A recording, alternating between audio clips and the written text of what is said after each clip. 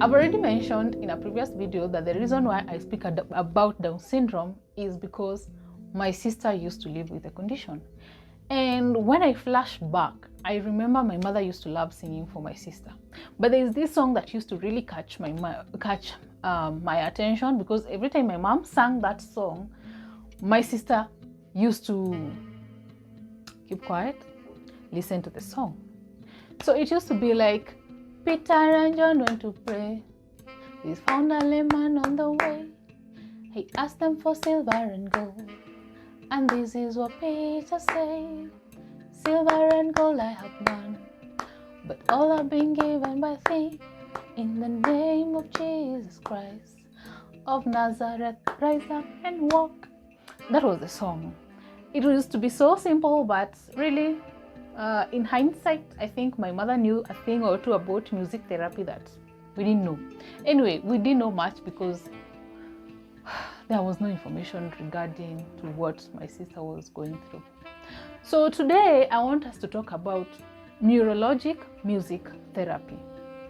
So in the previous video we had talked about general music therapy, and general music therapy it evokes or plays with your emotion, your physical, your psychological, as in it tries to distract you from the pain or what you're going through. So in NMT, or neurological music therapy, this is a more deep form of therapy in the fact that it's research-based, it's scientific, and what this kind of therapy tries to do, it taps into your brain, like the pathways of your brain. They are called neuropathways. So it will tap in those pathways and it will communicate to your brain what is happening. Neuropathways are more like the communication pathways in your brain. So if you are pinched right now, what sends the pain, the feeling of pain to your brain, or what communicates to your helps with the communication to your brain that you are in pain, it's that neuropathway. If you get happy, as in if you see something and it makes you happy, that feeling of happiness is communicated to your brain via the pathways, the neural pathways. So these are the same pathways that a neurologic music therapist will try to evoke and send the communication to your brain. So this form of therapy is used in children who have developmental condition or neurologic conditions, say autism, cerebral palsy, even other conditions like stroke, Alzheimer's, dementia, all those conditions. So in the previous video, we found that general music therapy evokes your emotion, physics, all those things in your psychology. NMT, however, tries to use other elements of music, like the tempo, how fast or slow the music beat is, the pitch, the dynamics, to enhance a skill that is impaired. So today I'll tackle just 3 skills and how you can enhance them using neurologic music therapy. The first one is the motor skills. Somebody walking. There are neurologic conditions like even cerebral palsy, where someone's ability to walk is impaired, or stroke. So someone who plays music will come and maybe clap, like Peter and John went to pray. They found a layman on their way.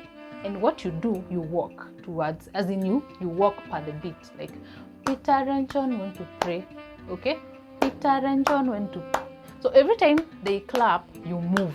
Okay? You try to walk by that rhythm that they are setting. So Peter and John went to pray. I've clapped 3 times, so the patient walks 3 times. You get? The second one is the speech therapy.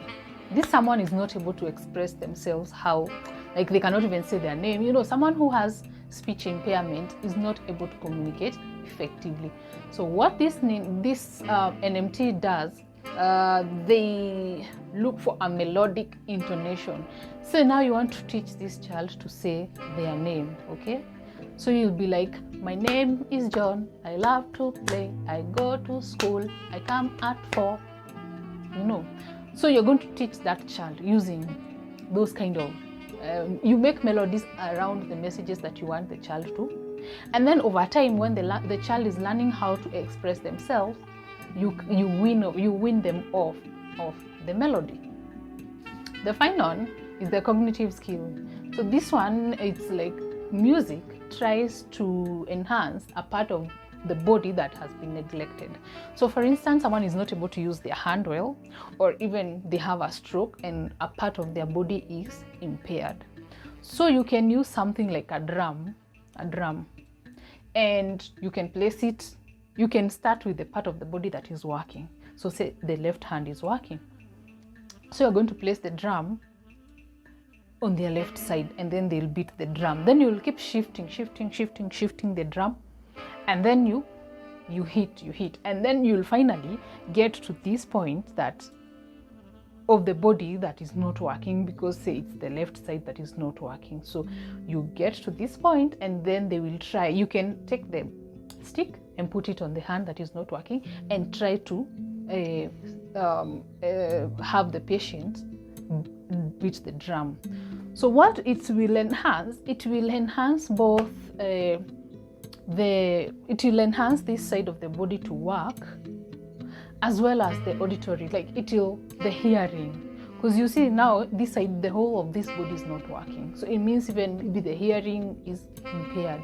So in as much as they are moving this side of the body, they are also able to hear. With time, they'll develop, their ear will develop, and they'll have an ear for what they are beating. Yeah. So basically, that is neurologic music therapy, and that is what it entails, and it entails a lot more. But I hope this video tries to give you an idea of how different general music therapy is to neurologic music therapy. Not everybody can do music therapy. I mean, neurologic music therapy, you have to go to school and get a certification to become an NMT. And there are very few in this country. I think we almost have none. I'm not sure, I'll have to check, but yeah. So that is it for today, guys. Please remember to like and subscribe to my channel, and let us grow together.